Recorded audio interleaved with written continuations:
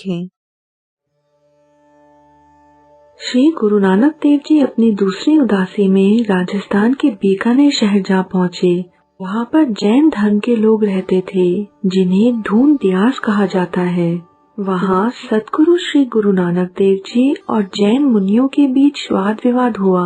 गुरुजी ने उनसे पूछा, तुम लोग मुंह पर कपड़ा क्यों रखते हो? इस हवा में ना दिखने वाले छोटे छोटे जीव रहते हैं।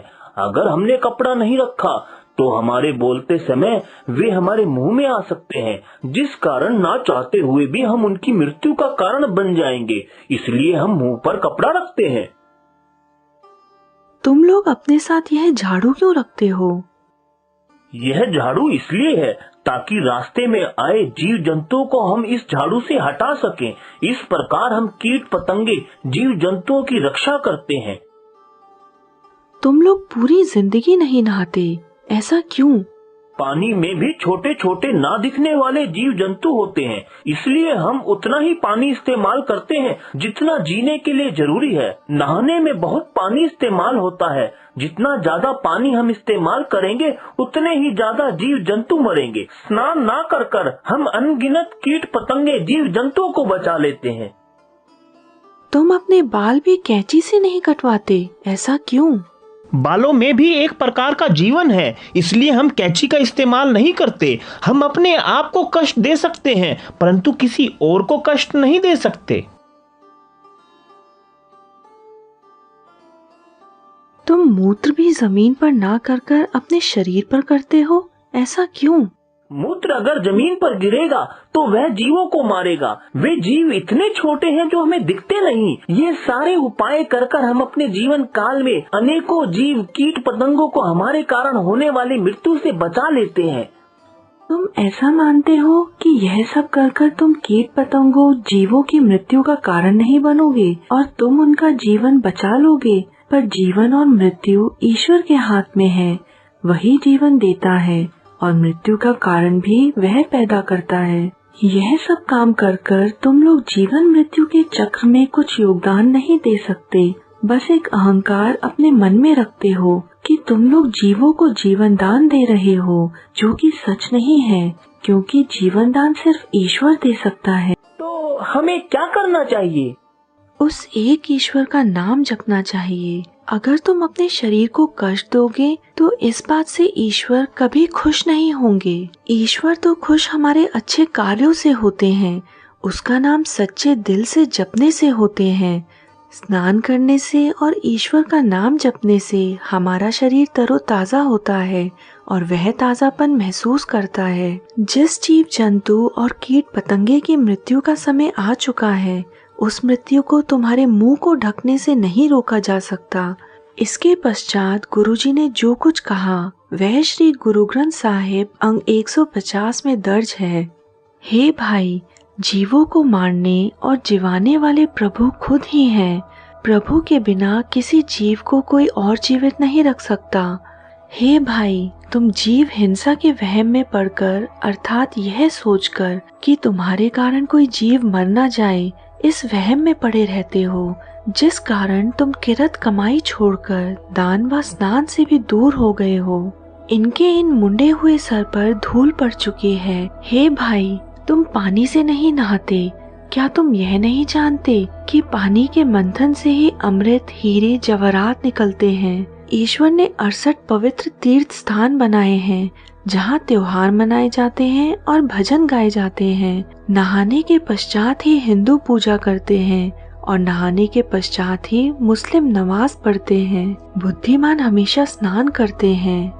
जन्म एवं मृत्यु दोनों में ही मनुष्य को स्नान कराया जाता है। पर हे नानक, यह लोग नादान हैं। यह मेरे इन शब्दों को सुनकर प्रसन्न नहीं होंगे। यह नहीं समझते जब बारिश होती है तो खुशी आती है। पानी हर एक खुशी का कारण है। हे भाई, देख, जब बारिश होती है तो अन्न उगता है, चारा उगता है, कपास होती है जिससे कपड़ा बनता है और लोग अपना तन ढकते हैं। बरसात होने से ही घास उगती है और गाय उसे चरती है।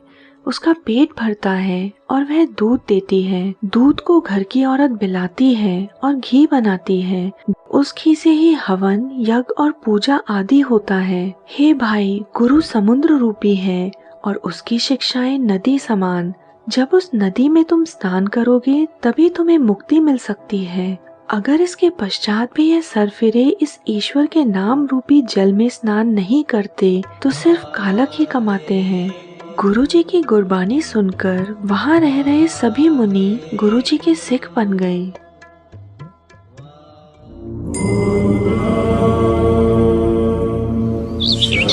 वर्ष 1970 में लेह में सड़क निर्माण का कार्य चल रहा था।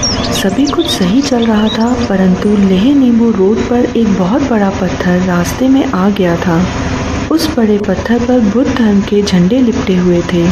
बुलडोजर चलाकर उस पत्थर को हटाने की बहुत कोशिश की गई, परंतु वह टस से मस नहीं हुआ। यहाँ तक कि पत्थर हटाने के प्रयास में बुलडोजर की चेन टूट गई और पूरा काम वहीं रुक गया।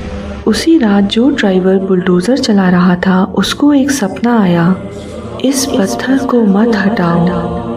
अगली सुबह उस ड्राइवर ने यह बात सभी को बताई। रात में मुझे एक सपना आया और मुझसे कहा गया कि तुम जिस पत्थर को हटा रहे हो उसे मत हटाओ। अरे सपनों पर ज्यादा विश्वास नहीं करते, चलो काम शुरू करो। परंतु उस दिन भी पत्थर नहीं हटाया जा सका। कल इस पत्थर को बारूद से उड़ा दो। सभी वापस चले गए, परंतु रात में जवान को भी सपना आया, इस पत्थर को मत हटाओ। सुबह उठकर जवान ने फिर से उसे एक भ्रम माना। तभी जवान व उसके साथियों के पास लद्दाखी लोग आए। हम 2 दिनों से कोशिश कर रहे हैं, परंतु यह बड़ा पत्थर हट ही नहीं रहा। शायद नानक लामा नहीं चाहते कि यह पत्थर यहाँ से हटाया जाए। कौन नानक लामा? बहुत समय पुरानी बात है। लगभग 1515-1518 के बीच में नानक लामा, जिन्हें आप गुरु नानक के नाम से जानते हैं, श्रीनगर, सिक्किम, नेपाल व तिब्बत के रास्ते से गुजरते हुए पंजाब की ओर जा रहे थे। उसी यात्रा के दौरान वो कुछ समय यहाँ ठहरे थे। उस समय एक राक्षस प्रवृत्ति वाला दानव रूपी व्यक्ति यहाँ रहता था। उसका आतंक पूरे गांव में फैला था।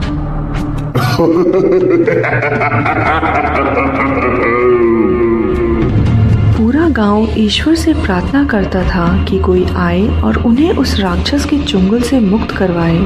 नानक लामा ने उनकी प्रार्थना सुनी और वो गांव में पहुंचे। जहां आज यह पत्थर है, उसके नीचे एक नदी बहती थी। वहीं नानक लामा ने अपना डेरा जमाया। नदी के ऊपर पहाड़ी पर वह राक्षस रहता था।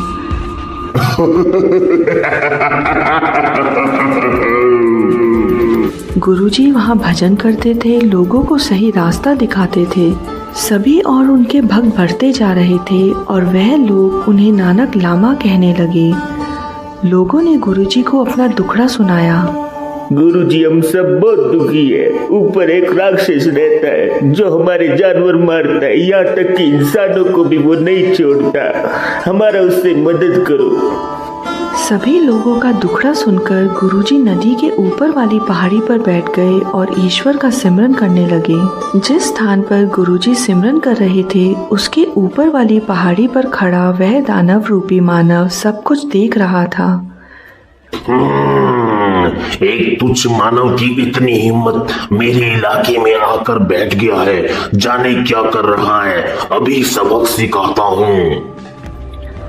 यह बोलकर उसने एक बड़ा पत्थर गुरुजी को मारने के लिए उनकी ओर धकेल दिया।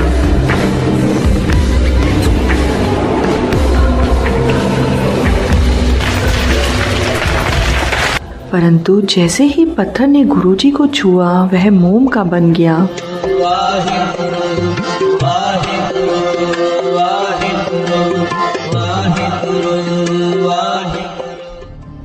वह राक्षस तुरंत नीचे आया और उसने देखा कि गुरुजी अभी भी ईश्वर के सिमरन में लिप्त हैं और वह उनका बाल भी बांका नहीं कर पाया। वह और क्रोधित हुआ और उसने गुरुजी की ओर वह पत्थर अपनी लात से धकेलने की कोशिश की। उसका पाँव वहीं धंस गया, परंतु पत्थर टस से मस नहीं हो पाया। यह सब देखकर उस दानव रूपी मानव को एहसास हो गया कि जिस व्यक्ति से आज उसका सामना हुआ है वह कोई आम व्यक्ति नहीं है। उसने गुरुजी से अपने किए हुए पापों की क्षमा मांगी। दयालु गुरुजी ने उसे क्षमा किया और अपनी ताकत व शक्ति को अच्छे कार्यों व मानव सेवा में लगाने को कहा। सभी पहाड़ी लोगों ने जवानों को कहा, यह स्थान हमारे नानक लामा का है। सब लोग उनको बहुत मानते हैं। आप उनका निशानी यहीं रहने दो। सभी लोगों की भावनाओं और साक्षात गुरुजी की शक्ति का प्रमाण मिलने के पश्चात वहां काम रोक दिया गया और एक मनमोहक गुरुद्वारे का निर्माण किया गया, जहां आज भी संगत गुरुजी के चिन्ह रूपी उस पत्थर के दर्शन करने व प्रसाद चखने आती है।